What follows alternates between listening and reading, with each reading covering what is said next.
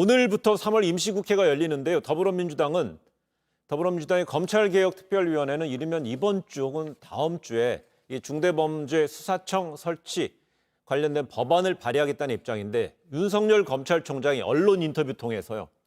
상당히 강도 높게 비판했습니다. 네, 맞습니다. 그 현직 검찰총장이 그 일간지에서 3년 정도나 되는 이제 긴 인터뷰를 하는 게 굉장히 이례적인 일인데요. 당연히 정치적 목적이 있었다는 이런 해석이 나오고 있습니다.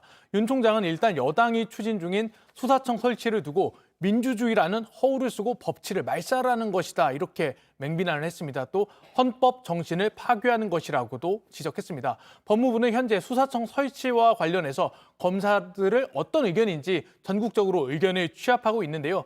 이걸 국회 법사위에 전달할 예정인데 검사들은 법무부가 진짜 일선 검사들의 의견을 국회에 전달하기나 할지 의문이다. 이런 반응을 좀 보이고 있습니다.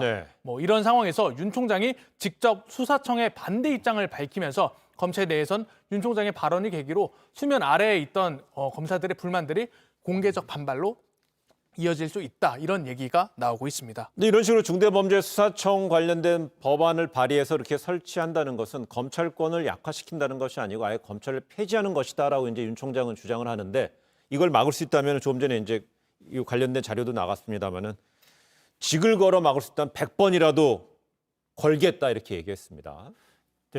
만약에 제가 검찰총장이에요. 근데 제 조직이 두 개로 갈라져요. 이게 누가 받아들일 수 있겠습니까? 검찰총장으로서 받아들이기도 어려울 거고 검사들의 입장에서도 당신은 뭐합니까? 라고 하는 목소리를 낼 수 있는 상황이 됐다. 그건 맞아 보입니다. 그러니까 지금 이제 그 중대범죄수사청이 설치가 되게 된다면 검찰이 조직에서 수사를 담당하는 검사들이 뜯어져서 새로운 수사청으로 가야 되는 상황이거든요.